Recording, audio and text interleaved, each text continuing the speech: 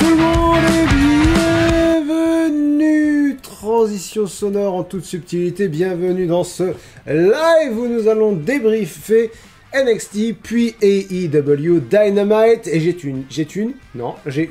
une excellente nouvelle. NXT est revenu, ça y est, c'est bon, on a retrouvé le niveau de croisière de NXT. Ça fait du bien parce qu'on a eu 2 semaines où les épisodes étaient vraiment pas terribles. Et là, on s'est retrouvé avec un NXT en bonne et due forme, j'ai envie de dire. Il y a eu du moins bon sur le show, mais en tout, on est sur du A-. Voilà, c'est le niveau, c'est pratiquement le niveau moyen d'NXT. C'est le niveau que j'attends d'un épisode de NXT. En général, on va y aller. On a commencé avec Zoey Stark et Io Shirai contre Dakota Kai et Raquel Gonzalez. Ce que j'ai beaucoup aimé dans ce match, c'est qu'il racontait plein d'histoires à la fois. C'est-à-dire que, évidemment, Io Shirai va affronter Raquel Gonzalez pour défendre son titre féminin de NXT. Dakota Kai a battu Zoey Stark la semaine dernière, du coup Zoey Stark veut prouver qu'elle peut battre Dakota Kai dans ce match-là. Mais aussi, Dakota Kai veut se prouver à elle-même que leur équipe est capable de gagner des matchs. Bref, il y a plein d'histoires. Il y a plein d'histoires dans ce match-là, j'ai vraiment beaucoup aimé cet aspect-là. J'ai noté toute la fin. Alors, Io Shirai fait un over the moonsault, un salto arrière à l'extérieur du ring sur Gonzalez.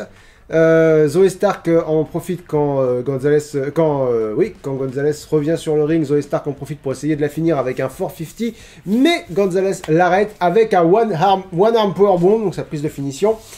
Et quand Io Shirai essaye de revenir, Raquel Gonzalez reprend Zoey Stark, la ressoulève, met un big boot à Io Shirai sur les abords du ring et boum, porte son one arm powerbomb sur Zoey Stark pour remporter la victoire. Et après le match, histoire de bien aller au bout de l'idée, alors que Raquel Gonzalez et Io Shirai se dévisageaient, Dakota Kai est montée sur les abords du ring, Io Shirai s'est laissée déconcentrer et elle s'est pris une big boot de Raquel Gonzalez dans le ring et un one arm powerbomb à l'extérieur du ring sur la table des commentateurs qui n'a pas cassé. Et ça, quand la table casse pas, ça fait très mal. C'est-à-dire que quand elle casse, tu te dis c'est spectaculaire, mais le choc a été absorbé. Quand elle casse pas, tu as absorbé le choc tout seul. La raison pour laquelle j'ai mis un B- et je me suis pas arrêté à juste B, c'est parce que j'aurais bien aimé que Dakota Kai joue un rôle un peu plus important dans l'issue du match. Pour moi, j'avais vraiment l'impression que c'était plus important pour Dakota Kai que pour qui que ce soit d'autre ce match, et elle a joué un rôle vraiment très secondaire dans le match, et c'était un peu, enfin dans le final en tout cas du match, et c'était un peu dommage. Mais ça restait un très bon match. Excusez-moi, j'ai perdu ma ligne. Ok, c'est bon. Ensuite, nous avons eu des images de vidéosurveillance d'un endroit où Kyle O'Reilly s'entraîne. Et il se fait agresser par Adam Cole alors qu'il est en train de s'entraîner. Ça se passe pas du tout à NXT, ça se passe ailleurs. Et voilà, donc ils sont en train de se poursuivre pour se casser la gueule en dehors du... j'aime beaucoup, ça rend le truc tellement vivant, c'est vraiment cool. Et on revient à NXT où on voit Kyle O'Reilly qui se fait interviewer. Son interview est interrompu par Roderick Strong, ancien membre de l'Undisputed Era, donc avec Kyle O'Reilly, Adam Cole. Et ce pauvre Bobby Fish, on sait pas ce qu'il devient. On sait pas ce qu'il devient, si, il est toujours blessé, mais on sait pas vers où va son allégeance dans cette histoire. Enfin, est-ce qu'il a peut-être quelque chose à dire? Bon, bref. Roderick Strong dit à Kyle O'Reilly que lui aussi veut casser la gueule d'Adam Cole, donc il devrait faire équipe, machin truc. Et Kyle O'Reilly dit qu'il le remercie, mais que cette affaire, c'est entre lui et Cole. Et Strong dit que puisque c'est comme ça, qu'ils aillent se faire foutre tous les deux. Voilà. J'aime bien qu'il y ait de la tension entre tous les membres de l'Undisputed Era. J'aime bien que Roderick Strong soit frustré de ne pas avoir une place là-dedans. C'est normal. Et c'est bien. Ensuite, la seule note que j'ai prise, c'est LA Knight dit des choses. Ensuite, Jordan Devlin nous parle du match qu'il va avoir aujourd'hui hier soir contre Kushida. Et il dit qu'il n'a pas besoin de hyper le match parce que c'est le genre de match qui se hype tout seul. Il dit j'affronte un gars qui est respecté à travers le monde, il est respecté sur tous les continents où il a catché sur pratiquement tous les continents. D'ailleurs, Jordan Devlin dit qu'il le respecte, même qu'il l'aime bien, mais qui va devoir en faire un exemple pour son adversaire à NXT TakeOver Stand and Deliver la semaine prochaine, Santos Escobar, Mr. Santos. Ensuite, nous avons le fameux match Bronson Reed contre LA Knight. J'aime pas LA Knight, vraiment j'aime pas, mais ça doit être un heal relativement efficace parce qu'il y a un côté très satisfaisant à le voir se prendre un gars de 150 kg qui lui saute dessus depuis le coin. Il y a quelque chose de cathartique là-dedans, il y a quelque chose de crêpartique, voilà, parce qu'il fait une crêpe. Bon, on fait ce qu'on peut. J'ai écrit Bronson Reed est un excellent big guy. Certains d'entre vous déteignent sur moi, ça y est, je commence à parler anglais dans mes notes. Parce que je peux pas dire c'est un excellent gros gars. C'est un excellent... voilà, ça... Il y a une façon de catcher pour les catcheurs qui ont une certaine j'allais dire corpulence, c'est pas corpulence, mais une certaine présence, quoi. Et je trouve qu'il incarne très très bien ce stéréotype de catcheur. J'aime beaucoup Bronson Reed. Et les Knights a perdu, et tant mieux. Ensuite, c'est une nouvelle que j'ai apprise hier sur... je sais plus si je l'ai apprise d'abord sur Insta ou sur... Reddit, parce que ma vie est passionnante, mais Danny Burch s'est effectivement blessé, comme vous l'avez vu, enfin comme je vous l'ai rapporté la semaine dernière, et du coup, William Regal a décidé de rendre les ceintures par équipe de NXT vacantes. Quel règne de merde ils ont eu, Lorcan et Burch, c'est très très très moche. Je vous parle de Lorcan et Burch parce que voilà, donc Danny Burch est blessé, et Oney Lorcan, du coup, son partenaire par équipe, a perdu le titre sans perdre de match. Il a fait le tomber sur le champion de NXT et il a perdu sa ceinture. C'est moche. Du coup, à NXT TakeOver Stand and Deliver, il va y avoir un triple menace entre 3 équipes, donc puisque c'est le concept d'un triple menace. MSK, les Grizzled Young Veterans et Breezango, sauf erreur de ma part. Voilà. Bon, bah écoutez, on fait ce qu'on peut avec ce qu'on a, c'est vraiment moche pour eux, quoi. Mais du coup, Oney Lorcan a eu l'occasion de venger son partenaire tombé au combat, puisque Oney Lorcan a affronté Karrion Kross, l'homme qui a blessé Danny Burch la semaine dernière. J'ai écrit, ça fait un match petit chauve déchaîné contre gros chauve déchaîné, le gros gagne. C'était ce que j'ai bien aimé dans ce match, la raison pour laquelle il y a eu B. Alors que c'est un squash match, on aurait pu se dire, bon bah voilà, formalité pour Karrion Kross, Oney Lorcan ne lui présente absolument aucun danger, quoi, et aucune menace. Mais non, Oney Lorcan, non seulement il a montré, il a battu vaillamment, quoi, contre un adversaire qui était de toute façon plus fort que lui. Il s'est battu intelligemment aussi, c'est-à-dire qu'il a ciblé le bras gauche de Karrion Kross, bras qui s'était blessé dans son match contre Keith Lee l'année dernière. Et en plus, quand Karrion Kross a dit à Oney Lorcan oui, je pourrais te dire que je regrette ce qui s'est passé avec Danny Burch, mais je ne regrette pas. En fait, j'ai même aimé.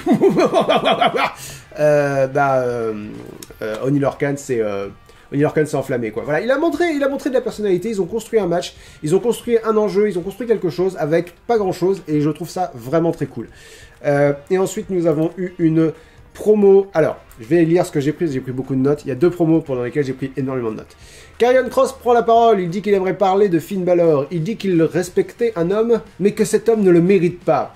Je crois parce qu'il l'a menacé la semaine dernière. Je crois que c'est pour ça que Karrion Kross a fini par décider que Finn Balor ne méritait pas son respect.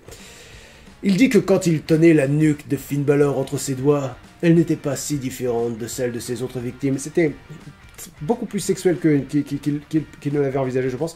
Et il dit que Finn Balor ne l'arrêtera pas. Finn Balor l'interrompt. En descendant la rampe, il voit Oney Lorcan par terre, il l'enjambe. Il dit que la semaine dernière, Kross a donné tout ce qu'il avait, parce que la semaine dernière, Finn Balor a été à l'origine d'un spot où Scarlett, la copine slash femme de Karrion Kross, s'est pris un coup. Du coup, Kross s'est énervé et a pété la gueule à absolument tout le monde, dont Finn Balor. Et Balor dit que Kross donc a tout donné la semaine dernière et que le prince Finn Balor était toujours debout. Il ajoute qu'il lui a dévoilé un de ses points faibles. Il se laisse guider par ses émotions. Certains les appellent des démons, ces émotions. Je trouve ça dingue que, avec cette promo, avec juste cette réplique dans la promo, j'ai mieux compris ce que représentait le personnage du Demon King de Finn Balor que depuis qu'il a commencé sur le roster principal, depuis que je le connais. C'est-à-dire que il se maquille en Demon King quand il se laisse guider par ses émotions. C'est ça le concept du Demon King.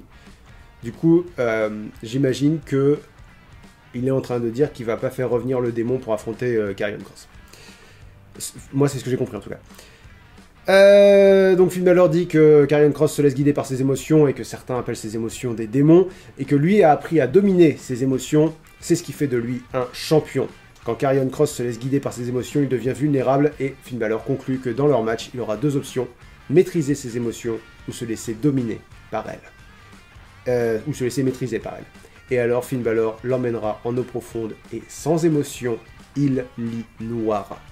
J'adore. Finn Balor est excellent au micro depuis qu'il est revenu à NXT. Mais Finn Balor est excellent tout court depuis qu'il est revenu à NXT. Il est incroyable, Finn Balor. Vous verrez ce week-end, dimanche, on va faire... enfin non, pardon, ça sortira dimanche sur Link's Catch. Mais samedi, après le récap de 205 Live NXT UK et SmackDown, on fera le bilan mensuel de mars, pardon. Mais c'est mars. De mars. Et, je vous dis ça, mais non, samedi, je suis pas là. Je vais voir comment je m'organise. Il est possible qu'on fasse le bilan dimanche. Dimanche, je suis pas là non plus. Ah là là là là là là. Je vous tiens au courant. Il va y avoir des petits changements d'emploi du temps, mais je vous tiens au courant de comment on fait. Ne vous inquiétez pas. Donc, quand on fera le bilan mensuel, il me semble que Finn Balor va être au sommet du bilan annuel. Parce que vous savez, on fait le bilan mensuel et puis après on voit comment ça évolue le bilan sur l'année. Oh là là là là, je me suis perdu tout seul dans ma tête, là c'était effrayant. Ensuite, William Regal nous annonce ce qui va se passer pour déterminer le challenger de Johnny Gargano pour le titre nord-américain. Alors, ça sera décidé, parce que j'ai dû l'écouter 3 fois pour comprendre ce qui se passera. Donc ça sera décidé dans une Battle Royale de 12 personnes la semaine prochaine. Donc Battle Royale de 12 personnes sont sur le ring et si tu es jeté par-dessus la troisième corde, les deux pieds touchent le sol, tu es éliminé.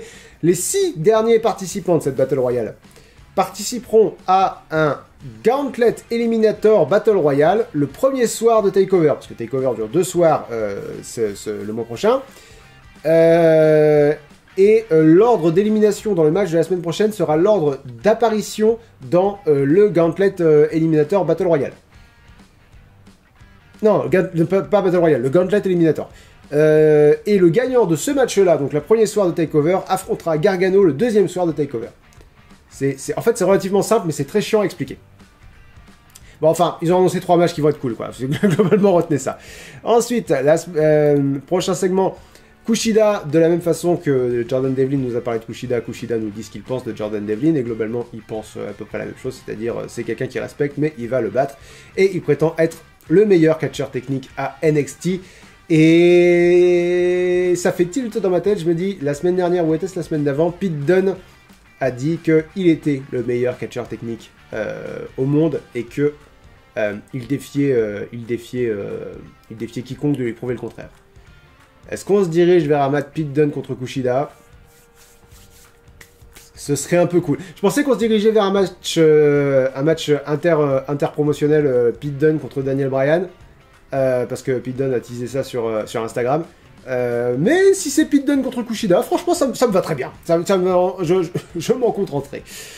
Ensuite, alors, j'ai vu sur Instagram, pareil, qu'on allait avoir un match Drake Maverick contre Walter. Et je me dis, pauvre bichon, qu'est-ce qu'il a fait? Pourquoi vous lui faites ça? C'est pas gentil. Et là, on nous a donné le contexte de ce match. Donc, on nous raconte que ça s'est passé la veille.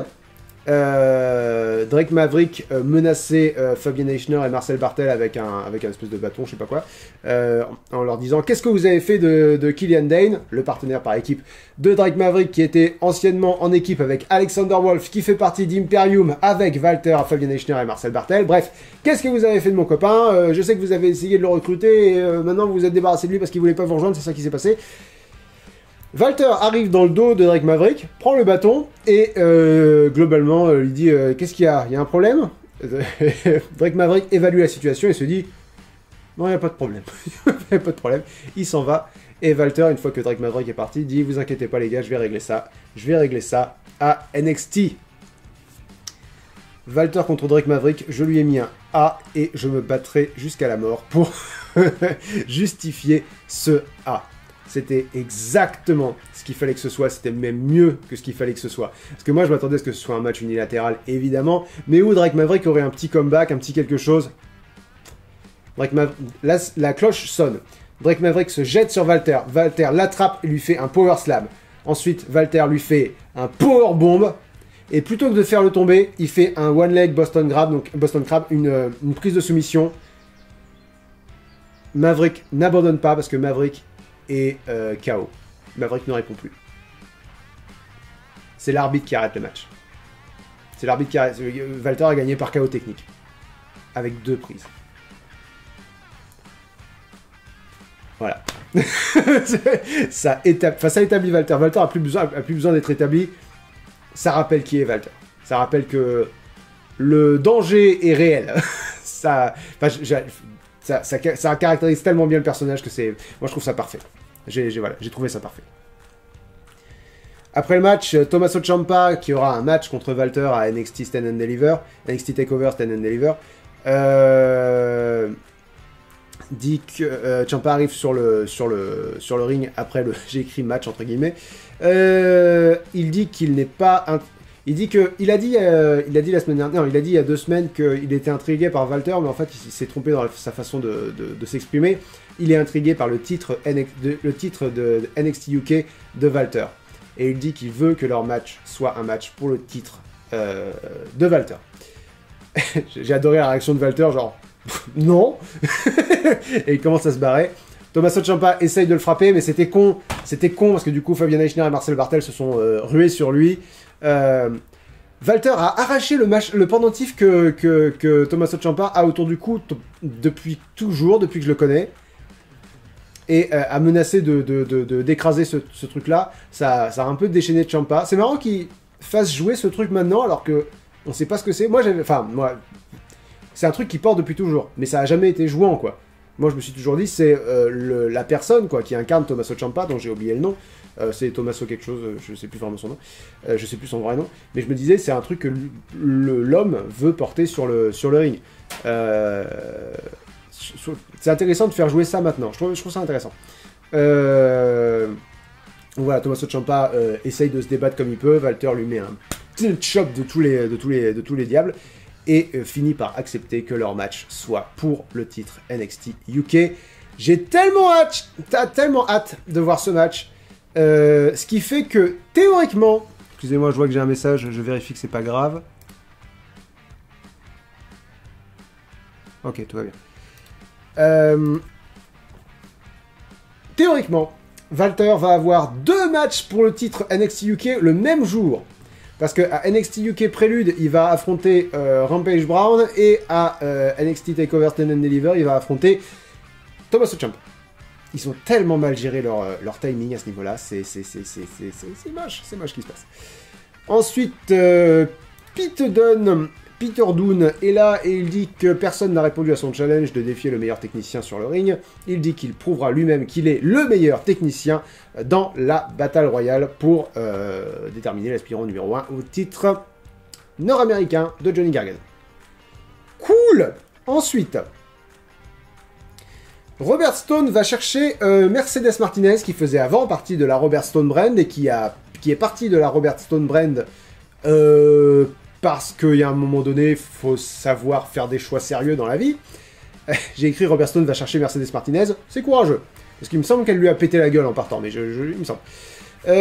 Robert Stone dit que Jessica Mea, la partenaire par équipe de Aliyah, s'est blessée pendant l'entraînement et que du coup elle ne sera pas disponible pour le match de ce soir contre les championnes par équipe Ember Moon et Shotzi Blackheart. Et donc que Aliyah a besoin d'une nouvelle partenaire par équipe. Martinez prend l'enveloppe qu'ils lui tendent, qu'Aliyah et Robert Stone lui tendent, et elle dit « Ok, j'accepte, mais ça c'est la moitié, je prendrai l'autre moitié après le match. » Mercedes Martinez est un petit peu cool. Ça va justifier la note du segment, pas qui arrive, celui d'après. Ensuite, on voit Johnny Gargano, j'ai adoré ça. Johnny Gargano, qui est devant le bureau de William Regal et qui dit au caméraman, attends, viens voir, tu vois, ça va chier. Il va pour toquer à la porte et il dit, non, il fait le mouvement d'enfoncer la porte avec le pied, puis il clenche la porte. Il me fait tellement rire, Johnny Gargano. Mais vraiment... genre, non, quand même l'autorité. Gargano répète à William Regal, nous répète en disant à William Regal, alors attendez, si j'ai bien compris, va y avoir tel match pour avoir tel match, et le vainqueur va m'affronter donc le lendemain. Et il dit ouais, non, j'ai besoin de plus d'une journée pour me préparer à un match de championnat, ça demande tout un planning et tout, ça demande que j'étudie le style de mon adversaire, etc. etc. Mais William Regal lui dit écoute, si tu es Johnny Takeover, ça ne te posera pas de problème. Bon, ok, bon, pourquoi pas. Et ensuite, j'ai mis un D et je vais pas revenir dessus, je suis tellement salé. Non, il n'y a pas deux trucs, il y a trois trucs. 1. Je déteste Ember Moon et Shotzi Blackheart. Je les adorais il y a 2 semaines. Là, depuis qu'elles ont gagné... depuis qu'elles ont ruiné le règne de Dakota Kai, elles me sont antipathiques. Et je vois leur façon de célébrer, leur façon d'être contente, leur façon de se comporter un peu comme des Tortues Ninja, j'allais dire. D'être un peu immature, d'être un peu... on a gagné hein. Ça me gave. Ça, je suis pas content pour elles, elles me gavent. J'ai envie que... Ce serait des heals, ça fonctionnerait très bien. Parce que j'ai vraiment envie qu'elles perdent leur ceinture. Voilà, mais ça c'est ressenti personnel. Par contre, ce que j'ai vraiment pas aimé, c'est que elles ont gagné le match en peut-être 5 minutes.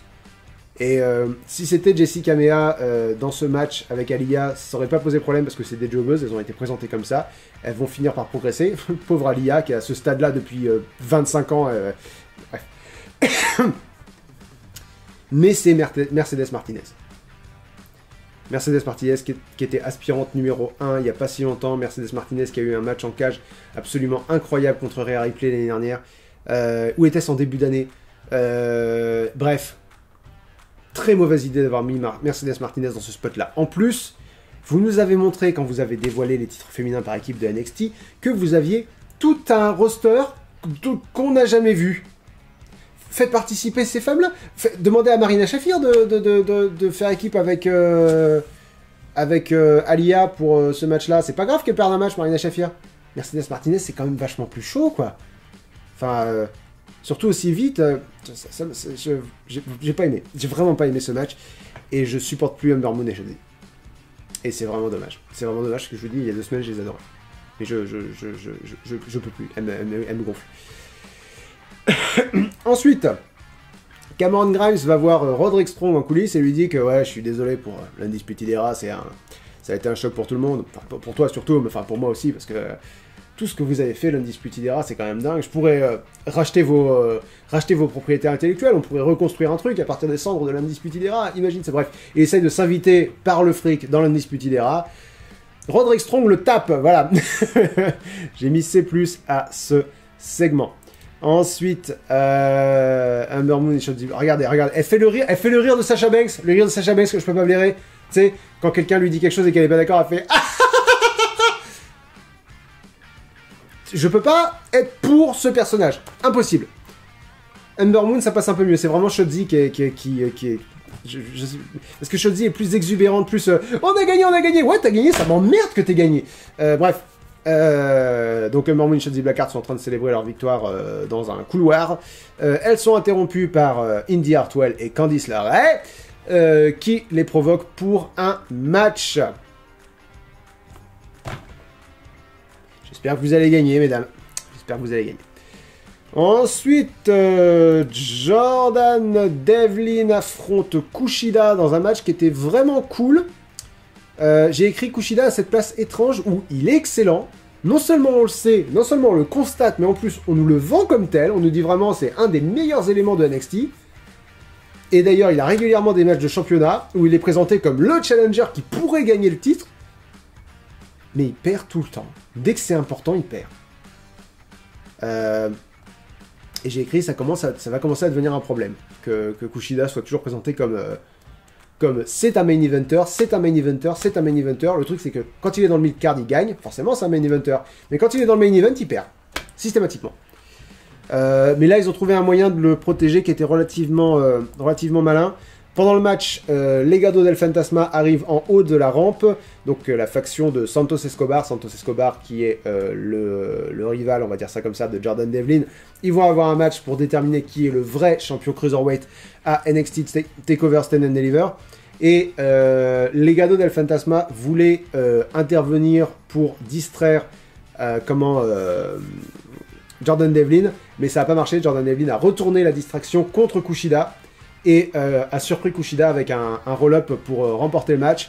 C'est toujours moche qu'un match se termine sur un roll-up, j'aime pas ça. J'aime bien le côté malin que Jordan Devlin ait profité d'une distraction qui lui était dédiée. J'ai trouvé ça chouette et j'ai trouvé bien que le plan de Legado del Fantasma se retourne contre eux. Et puis le match était vraiment très bon jusqu'à ce qu'ils arrivent. Forcément, Jordan Devlin contre Kushida, bien sûr que le match allait être très bon.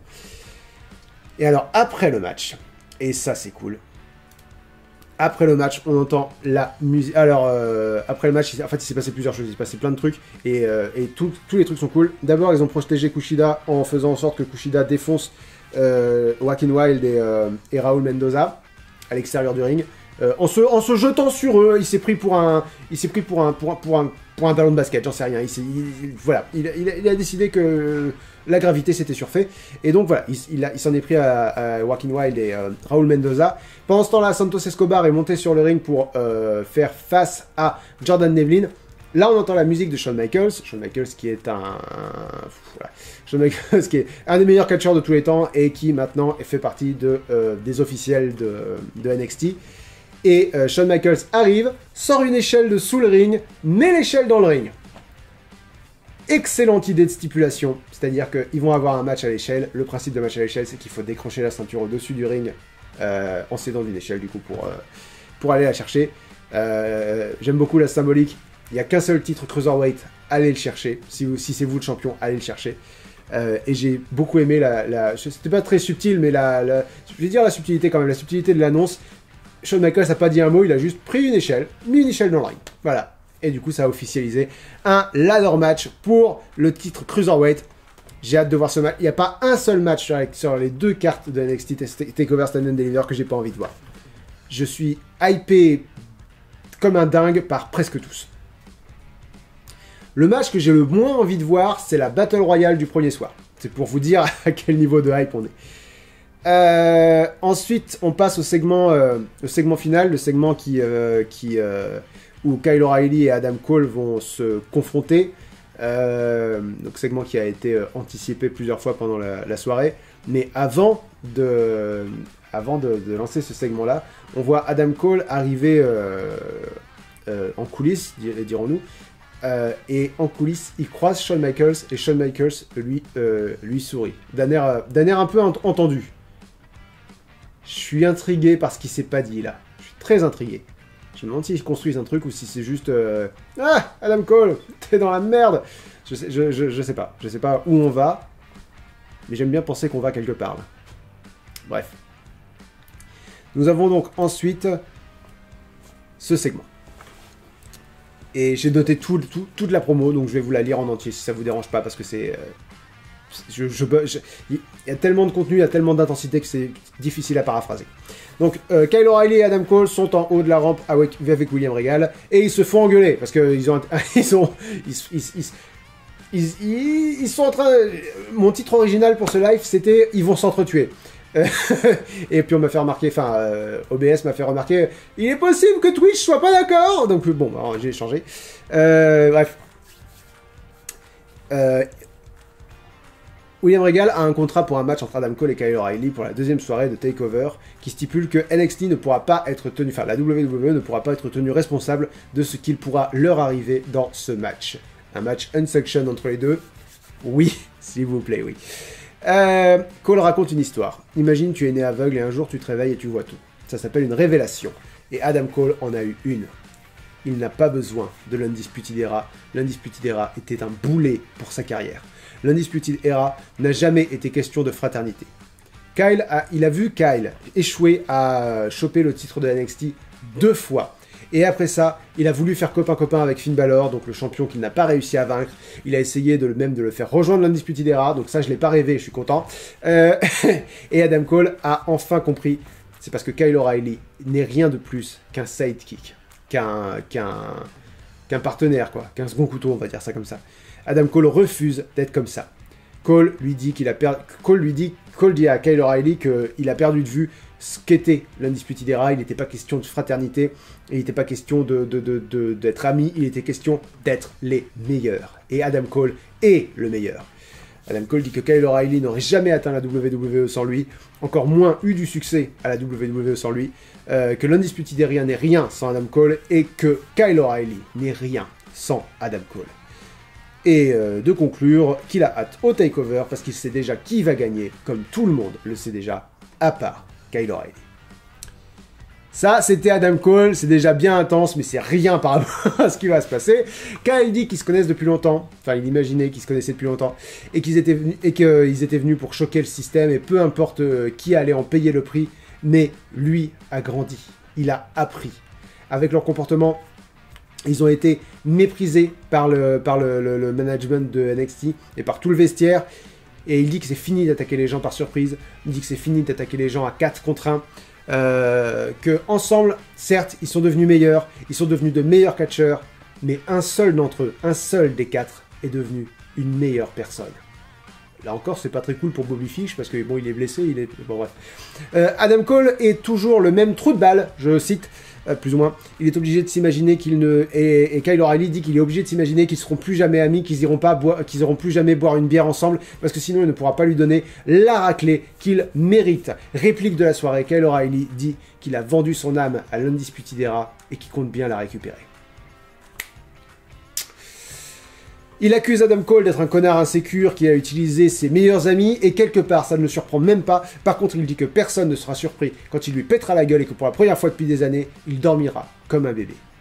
Au moment où la tension atteint vraiment son paroxysme entre les deux, je crois que j'ai une image,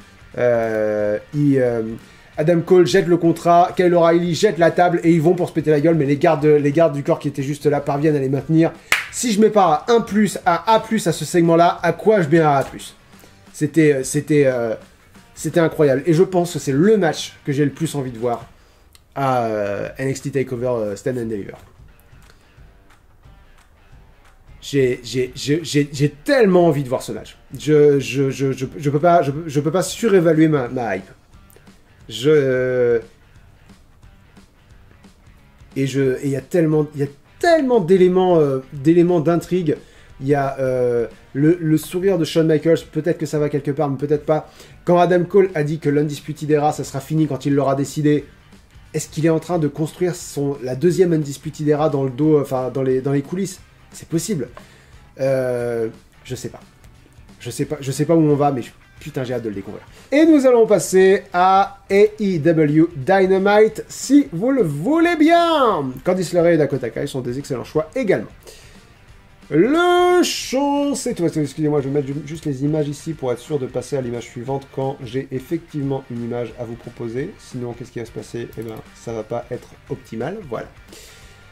Le show s'est ouvert avec Kenny Omega contre Matt Sydal. J'ai écrit le match a semble-t-il été contextualisé sur AEW Dark Elevation quand Sydal a battu Nakazawa, donc un ami de Kenny Omega. Nakazawa qui avait son pantalon au niveau des chevilles. Ça donne pas envie. J'ai écrit fatalement, j'en ai rien à foutre. C'est-à-dire que Kenny Omega contre Matt Sydal. Le champion de AEW, peut-être le plus chaud de l'histoire de AEW, contre un gars que t'as vu 2 fois. J'ai écrit les commentateurs se donnent vraiment du mal pour nous faire croire que Sydal a la moindre chance, et j'ai fini par écrire C+. Le match était vachement bien. Le match en lui-même était vachement bien, et j'ai complété avec une vraie histoire en PPV, avec 5 minutes de plus, et une construction de Matt Sydal. C'était un A, c'était un très bon match, mais j'en ai rien à foutre. Matt Sydal, c'est personne, je m'en bats les couilles. Faut vraiment qu'il règle ce problème-là de construire des choses ailleurs que sur Dynamite. C'est-à-dire que c'est pas comme Raw ou SmackDown, quand si tu veux. À SmackDown, s'il se passe un truc qui a été préparé à Raw, tu dis, ils peuvent pas m'en vouloir de regarder que SmackDown. Voilà. Mais là, AEW Dynamite, il prépare vraiment des matchs sur d'autres émissions que tout le monde regarde pas et qui, franchement, ont l'air extrêmement chiantes. Ça a l'air d'être des matchs de 5 minutes entre... Enfin, j'ai essayé de regarder Dark une fois. C'est des matchs sans contexte avec un catcheur qui est signé et un catcheur qui est pas signé à AEW et c'est celui qui est signé qui gagne et... Enfin voilà, bon bref. J'ai déjà suffisamment parlé de ça dans ces lives, je pense. Ensuite, John Silver. Alors ça c'est intéressant. John Silver qui va donc affronter Darby Allin pour le titre TNT dans le main event de cet épisode est interviewé donc avec le Dark Order autour de lui. On lui demande si il est prêt à affronter Darby Allin et il s'amuse à imiter la prise de finition de Darby Allin, donc le coffin drop qui est il croise les bras comme ça et puis il se jette en arrière. Et là ce qu'ils font c'est qu'ils croisent les bras, ils se laissent tomber en arrière et puis John Silver les esquive. Et alors quand Alan Angels, c'est le seul dont j'ai mis le nom avec John Silver, quand Alan Angels prétend faire le coffin drop, il le rattrape pas. Et je me dis ça fait 2 fois qu'il bully, j'ai pas d'autre mot, qu'il se fout de la gueule, on va dire ça comme ça, d'Alan Angels. Et je me dis, ça commence à raconter une histoire là. C'est-à-dire qu'il se fout de sa gueule une fois, donc il y a 2 semaines avec le truc avec la tondeuse à gazon, c'est une blague. Ils le font 2 fois.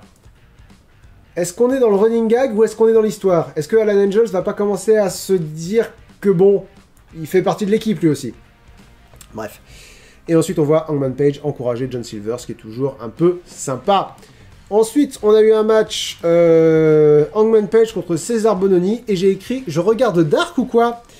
Hangman Page gagne très vite et j'ai mis un C à ce match-là.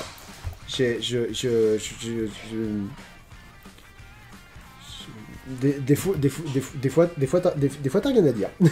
Des fois, faut assumer que t'as rien à dire. Ensuite, on a eu une promo de Lance Archer qui dit que Sting... Bref, qui continue de hyper la rivalité qu'il a en ce moment avec Sting, même si, bon, la rivalité repose pas sur grand-chose. Globalement, il dit qu'il a beaucoup de respect pour Sting, que Sting a vraiment marqué son temps, mais que maintenant, c'était le temps de Lance Archer, et que du coup, voilà. Il dit globalement, il dit qu'il en a marre que les projecteurs soient sur Sting, alors qu'il aimerait que les projecteurs soient sur lui, globalement. Ensuite, on a une interview de Britt Baker, qui est interviewé par Tony Schiavone. Tony Schiavone demande des applaudissements pour Britt Baker, mais elle estime qu'elle n'a pas assez d'applaudissements.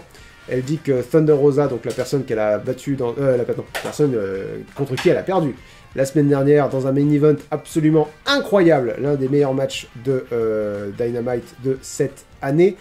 Baker dit que Thunder Rosa devrait la remercier parce que grâce à elle, les gens se souviendront d'elle. Parce qu'elle fera partie de l'histoire qu'elle a écrite avec son propre sang, parce que si vous n'avez pas vu le match de la semaine dernière, 1, allez le voir, et 2, c'était sanglant, c'est très sanglant. Elle dit que Rosa prétend avoir fait se démarquer la division féminine, mais Britt Baker lui demande pourquoi alors ne parle-t-on que d'elle? Pourquoi ne parle-t-on que de Britt Baker? Et c'est vrai qu'on parle vachement plus de Britt Baker que de Thunder Rosa. Pour une raison qui m'échappe un peu. Je pense que c'est parce qu'on s'imaginait Britt Baker comme une catcheuse plus safe, plus Thunder Rosa, on est moins surpris par Thunder Rosa que par Britt Baker. Et Britt Baker dit qu'elle n'a pas besoin de l'avis des experts du catch pour savoir ce qu'elle vaut, pour savoir qu'elle est une hardcore legend, je cite, et que c'est pas la division féminine de AEW qu'elle a fait se démarquer, mais carrément AEW. J'ai bien aimé cette promo de Britt Baker, et on a 3 storylines féminines en ce moment à AEW.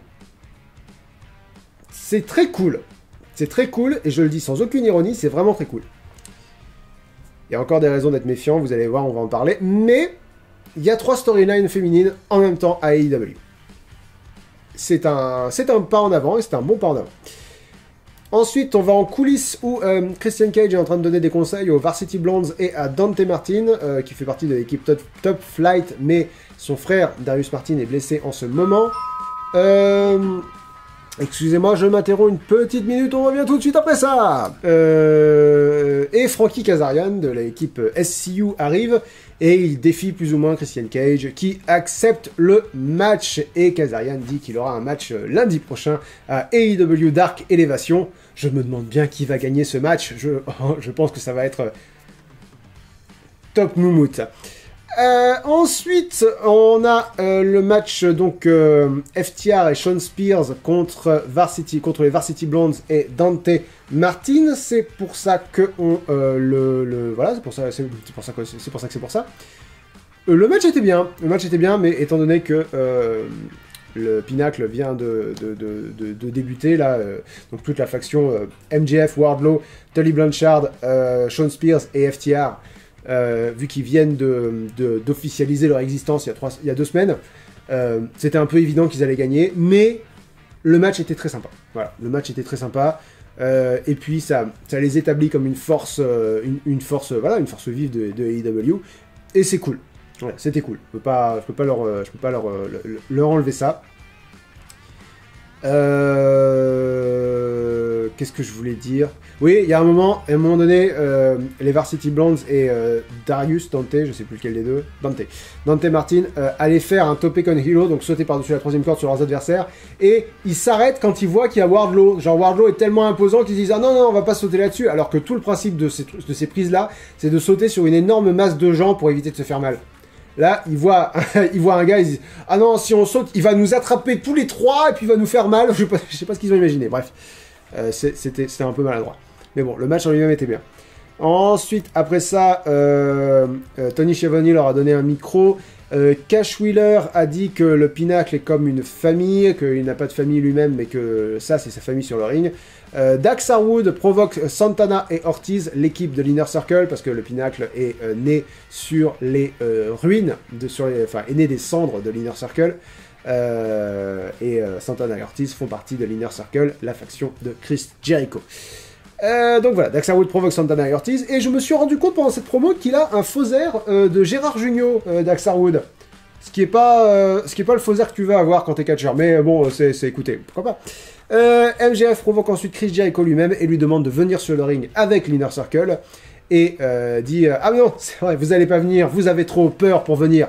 Et là, à ce moment-là, Tony Schiavone, qui tient le micro, là, vous le voyez juste ici, là, il tient le micro. Tony Schiavone dit ouais, enfin là, ils vont pas venir parce que vous leur avez pété la gueule il y a 2 semaines, surtout, et qu'ils sont encore en train de se remettre. Et à ce moment-là, il y a Wardlow qui pose sa main sur Schiavone qui arrête de parler, et MJF qui dit est-ce que t'as quelque chose à dire? Et Tony Schiavone dit non, c'est pas grave. C'est bien ce que j'imaginais. La main sur l'épaule de Wardlow et Tony Schiavone qui s'arrête juste à ce moment-là, c'était vraiment do you feel in charge? C'était vraiment, c'était un peu cool. Ils sont cool. J'aime beaucoup le Pinacle. J'aime beaucoup. Et je vais pas les appeler les Pinnacle parce que c'est ridicule quand je le dis comme ça. Le Pinacle, c'est ridicule, mais au moins c'est ma langue. Ensuite, on a une promo. Hop là, j'ai raté. Et voilà, il a mis ce clic tel un petit zouave, et qu'est-ce qui se passe? Il est obligé de revenir, de défiler toutes les images pour arriver à la Team Taz. Donc vous le savez, la semaine dernière, Brian Cage est un peu sorti du rang pour aller, comment dirais-je, reconnaître Sting en tant que légende du catch, alors que la Team Taz était plus ou moins en rivalité avec Sting depuis la nuit des temps. Et du coup, ça n'a pas beaucoup plu à la Team Taz. Et du coup, la Taz, que vous voyez au milieu, dit tout va beaucoup mieux maintenant. Brian Cage a présenté des excuses à Ricky Starks, parce que c'est Ricky Starks qui avait manqué de respect à Sting à la base. Merci beaucoup à Dice the Crusader pour tes 300 bits. Ça fait sacrément beaucoup de bits. J'aimerais que vous soyez 300 à regarder ce live. C'est un beau chiffre, 300. Merci de m'avoir envoyé 300 bits. Je suis touché. Taz dit que globalement, voilà, Brian Cage a présenté des excuses à la fois à toute l'équipe et à Ricky Starks en particulier pour être revenu sur les propos de Ricky Starks, et il dit qu'à présent tout va bien dans la Team Taz, qu'il n'y a aucune dissension, que ce sont des rumeurs et qu'il n'y a absolument aucun problème. Et il les interroge individuellement pour leur dire est-ce que t'as un problème? Powerhouse Hobbs, qui se tient très bizarrement de profil, il dit non, il demande à Hook, son fils à côté, si il a un problème, il dit non, il demande à Ricky Starks s'il a un problème, Ricky Starks fait absolument pas. Et il demande à Cage, et Cage a l'air un peu... c'est pas ce qu'on avait dit, quoi. Il a l'air un peu dubitatif, un peu... Je vais pas te reprendre devant la caméra, mais enfin quand même tu déconnes. J'aime bien, il commence à y avoir de la dissension dans la Team Taz. Mais c'est une dissension sous couvert. Donc j'aime bien. Ils vont pas se séparer la semaine prochaine, quoi. S'ils se séparent la semaine prochaine, c'est un peu dommage quand même. Ensuite, oh là, ça c'était pas terrible. Alors, Tony Schiavone, interview QT Marshall. QT Marshall, vous le savez, ça fait 2-3 semaines qu'il trahit la Nightmare Family, donc la faction école secte de Cody Rhodes. Pour ceux qui s'imaginaient que c'était parce que Lee Johnson n'avait pas pensé à le remercier, j'imagine que c'est pas trop pour ça, du coup, là, ils ont plus ou moins expliqué que... Enfin, QT Marshall a plus ou moins expliqué que il en a marre de vivre dans l'ombre de Cody Rhodes. Il dit que les gens pensent qu'il est là parce qu'il est l'ami de Cody, et que les gens ne savent pas que, à part Tony Khan, le président de AEW, c'est peut-être lui qui a le plus travaillé pour AEW, il dit qu'il reconnaît avoir eu des traitements de faveur. Dans la liste des traitements de faveur qu'il dit avoir eu, il parle du fait d'avoir gagné un match comme un traitement de faveur. Il faut absolument qu'ils arrêtent de faire ça. Parce qu'ils ont déjà fait ça la semaine dernière. Quand Scorpio Sky parlait du match qu'il a perdu contre Darby Allin, il a dit ouais, Darby Allin a reçu un traitement de faveur. Les gars, c'est pas censé être scénarisé quand vous parlez. C'est-à-dire que c'est pas un traitement de faveur quand quelqu'un gagne un match. Si quelqu'un gagne un match, c'est qu'il a été meilleur que toi. C'est pas que les décisionnaires ont estimé qu'il méritait plus la victoire. Dans le scénario, vous êtes des personnages, vous battez pas pour des matchs qui sont décidés par avance. Faut vraiment qu'ils arrêtent de faire ça. Merci beaucoup à Dice the Crusader pour son abonnement de niveau 1 du durée de 1 mois. Et que donc, pour prouver ce qu'il vaut, QT Marshall provoque Cody Rhodes dans un match la semaine prochaine. Et là, ça devient bizarre. Que Cody arrive, évidemment Cody arrive, on l'appelle, il arrive. Il dit que ça lui fait pas plaisir d'avoir un match contre son ami, son meilleur ami, mais que si ça peut le rassurer, il accepte le match. D'ailleurs, Arn Anderson, un membre de la Nightmare Family, sera l'arbitre de ce match. Et là, il dit que QT est peut-être son meilleur ami et que quoi qu'il arrive, il ne lui fera pas de mal la semaine prochaine. Il dit si je te bloque dans le figure 4 leg lock, donc sa prise de soumission, j'irai pas jusqu'au bout, je te ferai pas abandonner. Et si jamais je peux te mettre un crossroads, sa prise de finition, pareil, j'irai pas jusqu'au bout. Et je me dis waouh, comment tu peux être aussi condescendant envers un gars, quoi. Comment tu peux... Le gars vient de te dire qu'il en a marre de vivre dans ton ombre et il te défie à un match et tu lui dis d'accord, on va avoir un match, mais t'inquiète pas, je vais pas te faire mal. Waouh. Waouh, le pote, quoi. Donc j'ai mis C+, parce que j'aime bien l'idée et sur l'exécution il y a beaucoup de problèmes, quoi. J'aime bien l'idée un gars veut se libérer de l'ombre de Cody, parce que j'ai vraiment l'impression qu'il y a énormément de catcheurs qui sont j'en suis là grâce à Cody Rhodes, quoi. On apprend après, plus tard dans le show, que Brandi Rhodes et Cody Rhodes vont avoir une émission de télé-réalité. Je suis pas très surpris. Bref, j'aime bien cette idée, mais à moins qu'un heel turn de Cody soit prévu, je vois pas comment ça marche là. Je vois absolument pas comment ça marche. Ensuite, on a le match les Young Bucks et Brandon Cutler contre les Lucha Bros et Laredo King. Donc apparemment, Pac n'a pas pu se libérer parce que Lucha Bros... Pac fait partie... Qu'est-ce qui se passe le week-end prochain? Il y a Pac.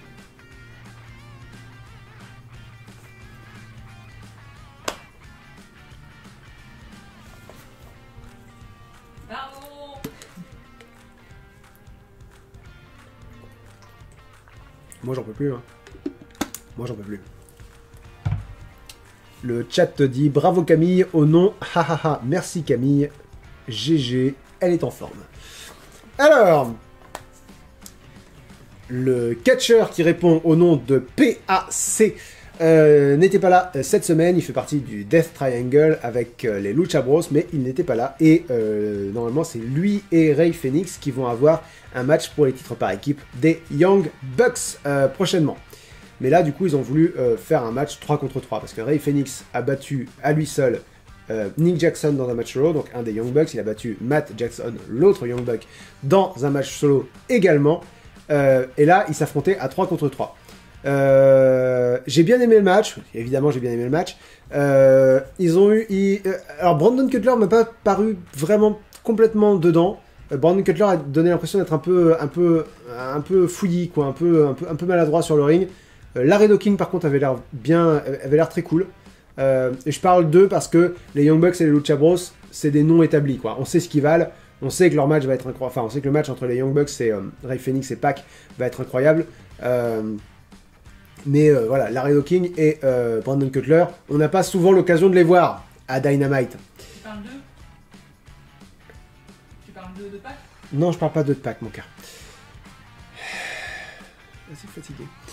Et finalement, c'est Laredo King qui a remporté le match en battant Brandon Cutler. Et je trouve ça vraiment cool. Et ce que je trouve vraiment d'autant plus cool, et c'est pour ça qu'il y a un plus, c'est parce que les Lucha Bros et enfin le Death Triangle, ils ont battu les Young Bucks en solo et en trio.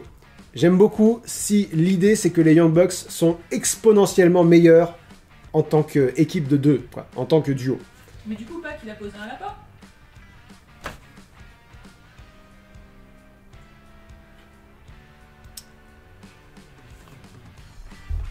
Après le match, écoute, ça fait rire le chat, donc on va pas... Voilà. Il y a quelqu'un qui a dit « Oh là là là là là là !» C'est rigolo les blagues. Oh oui, le lapin. Mais bordel. Bon, il turn de Camille. Bref. Merci à tous pour votre soutien. Arrêtez de l'encourager, s'il vous plaît. Après le match, Kenny Omega intervient et agresse Laredo King. La semaine dernière, Kenny Omega a proposé... Enfin, la semaine dernière, les Young Bucks se sont interposés entre Kenny Omega et le passage à tabac auquel il participait sur John Moxley et Eddie Kingston. Et cette semaine, voilà, Omega est venu chercher les Young Bucks directement et il a commencé à agresser Laredo King et il a dit aux Young Bucks qu'ils se rappellent il y a 3 ans, ils étaient amis, ils étaient une famille. En disant ça, il montre la femme et les enfants de Matt Jackson qui sont dans le public. Et il y a 3 ans, quand ils ont monté AEW, il a eu le choix. Et il cite pas directement les compagnies, mais il dit il n'a pas été à New Japan, il n'a pas été à la WWE, mais il n'a pas choisi AEW. Il a choisi les Young Bucks. Parce que c'était avec eux qu'il voulait construire quelque chose de neuf, quoi. Et il dit que quand eux ont eu le choix, ils ont préféré choisir ce gros jobber de Brandon Cutler plutôt que de le choisir lui, plutôt que de choisir Kenny Omega. Et donc il leur laisse une dernière chance de faire le bon choix. Il leur propose le signe de ralliement du Bullet Club, le Too Sweet. Et il leur demande s'ils sont avec lui, et les Young Bucks se barrent. Kenny Omega les engueule, il se retourne et il se prend un double super kick des Lucha Bros dans la gueule. Et ça, c'est un ça avance, j'adore, ça avance très bien, quand les histoires sont bien racontées, c'est vraiment très très très prenant. Et vous voyez, j'ai pas besoin de regarder Dark pour être investi dedans. Voilà. Bref. Ensuite, on a une vidéo de Jade Cargill qui parle de Red Velvet, deuxième storyline féminine de la soirée. Red Velvet qui a haussé le ton pendant le match de Jade Cargill la semaine dernière. Elle dit qu'elles sont toutes les deux invaincues en solo. J'ai écrit, ouais, à Dynamite, Cargill a eu un match et Velvet 0. Mais bon, parce qu'elle dit qu'elles sont invaincues en 2021. Mais bon, j'imagine qu'elles ont 50 matchs à Dark et à Dark Elevation, donc ça compte. Ensuite, on voit John Moxley et Eddie Kingston en coulisses. Kingston dit I have broken something. Je vais le dire en français. Et voilà, je me suis pété un truc. J'ai un truc pété. Il dit c'est pas grave, je me suis déjà pété des trucs dans la vie. Moxley dit qu'il aime pas spécialement les Young Bucks. Non, il dit juste qu'il aime pas les Young Bucks. Mais qu'après la semaine dernière, il leur en doit une. Parce que donc ils l'ont sauvé de Kenny Omega et des Good Brothers la semaine dernière. Mais il dit que s'ils veulent vraiment aller sur ce terrain-là, ils ont intérêt à vouloir se salir les mains. Le duo Kingston-Moxley fonctionne extrêmement bien. Fonctionne vraiment très bien. J'ai hâte de voir où ça va. Ensuite. J'ai mis un B, vous le voyez. Vous savez ce que je pense de la division féminine de AEW. En l'occurrence, on a un match on est vraiment sur une corde, vraiment sur la corde raide avec la division féminine de AEW. Après le match incroyable de la semaine dernière, ils avaient la plateforme pour reconstruire leur division féminine. Et c'est vraiment en partie ce qu'ils ont fait.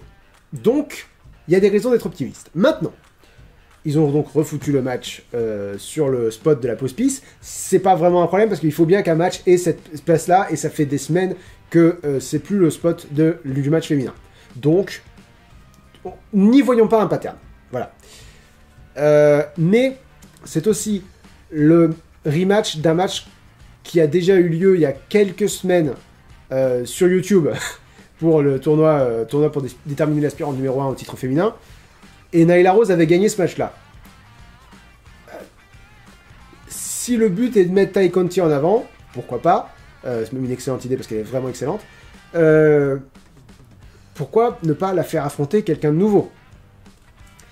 Vous voyez, il y a... Ça avance dans la bonne direction, puis en même temps, ils gardent des anciens mauvais réflexes. Et du coup, c'est un peu frustrant. C'est un peu frustrant leur façon de booker leur division féminine, toujours un peu frustrante. Mais le match était pas mal du tout, c'est pour ça que je me suis dit, hey, tu sais quoi, arrête de penser gestion de la division féminine, vois le match. Vois le match, considère que c'est un nouveau départ et vois juste le match. Et le match était vraiment très bon. Et en plus, le fait que Nyla Rose ait battu Tay Conti plus tôt dans l'année, ça fait vraiment que Tay avait vraiment quelque chose à prouver. Et quand elle a gagné le match, avec sa nouvelle prise de finition, je crois que c'est sa nouvelle prise de finition, qu'elle appelle le Didi Tay, et je trouve ça trop cool, bah c'était bien, quoi. Je crache. C'était bien. Et en plus, Nyla Rose s'est dégagée du tombé juste après le compte de 3. Donc Nyla Rose est continue quand même de protéger. C'est... on n'est pas strictement à strictement parler dans le 50-50 booking, c'est-à-dire deux catcheurs s'affrontent, il y en a un qui gagne, il y en a un qui gagne une semaine, l'autre gagne l'autre semaine, et du coup personne n'avance. Là, on est sur une évolution. On est sur Tay Conti parvient à battre Nyla Rose, elle a eu du mal, elle a failli ne pas gagner, mais elle a gagné. Donc on avance. Et c'est bien. Donc voilà, B. Il y a des raisons d'être optimiste, il y a des raisons de penser que la division féminine va se sortir de cette espèce de marasme dans laquelle elle était jusque-là, grâce notamment au match Britt Baker contre Thunder Rosa de la semaine dernière. Par contre, on a aussi des raisons d'être pessimiste, parce que après le match, Hikaru Shida, la championne de AEW, Nyla Rose agresse Tay Conti parce qu'elle est frustrée d'avoir perdu. Hikaru Shida arrive avec son kendo stick et met un grand coup dans le dos de Nyla Rose et commence à défendre Tay Conti. Mais The Bunny arrive avec le Matt Hardy Empire, c'est comme ça qu'il appelle ça. Matt Hardy Empire qui est composé entre autres de Matt Hardy, The Butcher and The Blade, les deux charmants jeunes hommes que vous voyez aux alentours de Matt Hardy, donc dans l'ordre The Butcher, Matt Hardy, The Blade. Et The Blade est l'époux de The Bunny dans la vraie vie. Donc voilà, ils font tous partie de la même faction. Et The Bunny agresse Tay Conti et Hikaru Shida, ce qui permet à Nyla Rose de revenir. Et la raison pour laquelle je dis qu'on a... Alors, pareil, on a des raisons d'être optimiste parce que Matt Hardy dit le tournoi pour déterminer l'aspirant numéro 1 au titre féminin était une blague parce que The Bunny n'était pas dedans, elle aurait dû être dedans, elle a été ignorée pendant trop longtemps. Je me dis, chouette, ils mettent des catcheuses en avant, ils profitent de la popularité de leur division féminine grâce au match de la semaine dernière pour mettre en avant d'autres catcheuses. Et c'est cool, c'est vraiment chouette, c'est vraiment ce qu'il faut faire. Pourquoi j'ai mis un B-? Parce que... je vais lire mes notes parce que je pense que j'étais plus clair en l'écrivant. Hikaru Shida, la championne qui fait équipe avec son aspirante numéro 1 parce qu'elle s'est fait agresser par son adversaire après le match.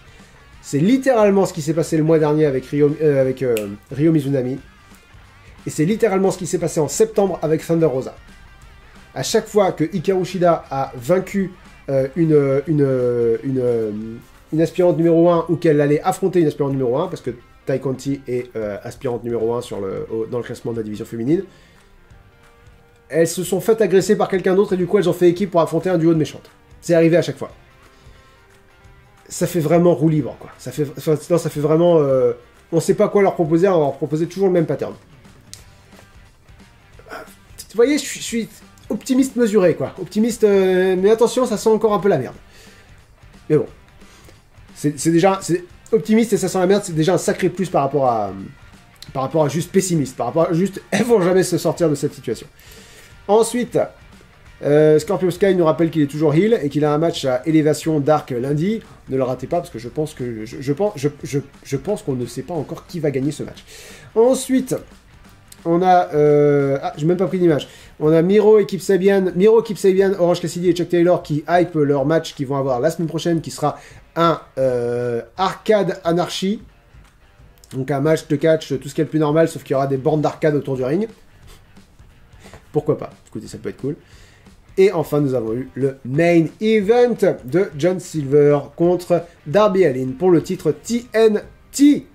J'ai noté plusieurs trucs. J'ai noté un spot où Alan Angels, donc le gars qui fait partie du Dark Order, mais qui se fait bolosser par le Dark Order, encourageait John Silver à retourner dans le ring parce que Silver était à l'extérieur du ring.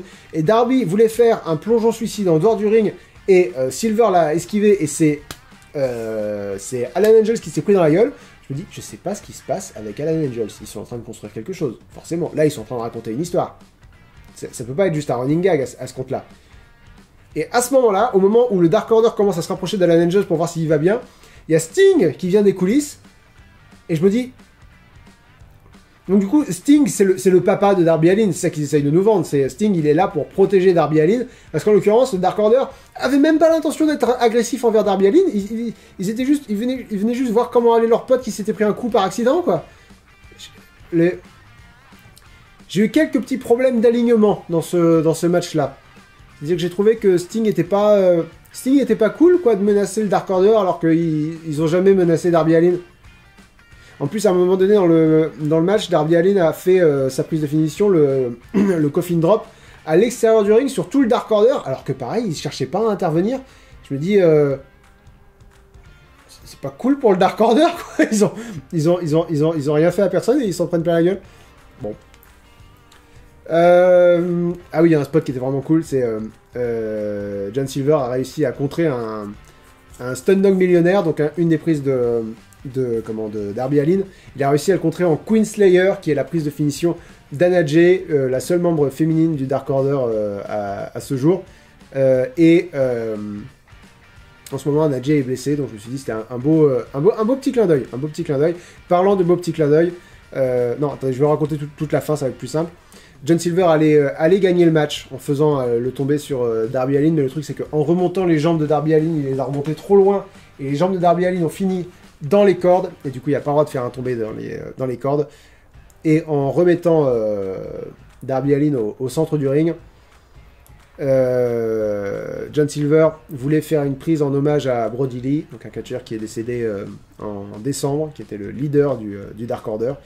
Il voulait faire le powerbomb de Brody Lee, mais Darby Allin l'a contré avec un Destroyer pour conserver son titre. Donc voilà, c'était un bon match. C'était un bon match, je vous dis quelques petits problèmes d'alignement, mais dans l'ensemble, John Silver a vraiment brillé dans ce match, quoi. C'était vraiment une excellente plateforme pour John Silver. J'espère qu'il va devenir champion en équipe avec Alex Reynolds, un de ces quatre, parce qu'il est vraiment...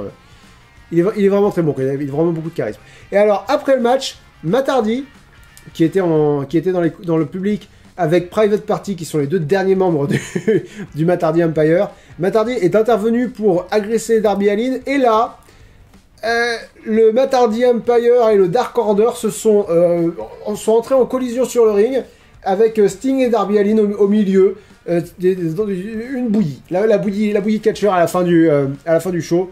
Bon, c'est beaucoup de vent, quoi. C'est beaucoup d'agitation, mais je suis pas fan, moi, de ce genre de conclusion où tout le monde affronte tout le monde à la fin. Pour ça, j'ai mis un C, quoi. Genre, ça a eu lieu. Mais dans l'ensemble, on a eu un bon show de AEW Dynamite. Je lui ai mis un B- en moyenne. Brazegali 222 me dit Hello Lynx, j'espère que tout va bien. Plus je regarde NXT, plus je trouve que Karrion Kross a vraiment une allure de boss final et vraiment très peu attiré. Très peu arrivent à avoir cette aura qui les fait passer pour invulnérables. Perso, je dirais qu'il y a aussi Roman Reigns et Brock Lesnar. Tu aurais d'autres noms en particulier. Sinon, bonne journée à toi, Smiley facétieux. J'aurais mis Walter, moi, là-dedans. J'aurais mis Kenny Omega dedans aussi. J'aurais mis Goldberg dedans. Parce que quand Goldberg a un match, on a tous peur qu'il gagne. C'est des trucs qui arrivent. Est-ce que Karrion Kross a cette aura?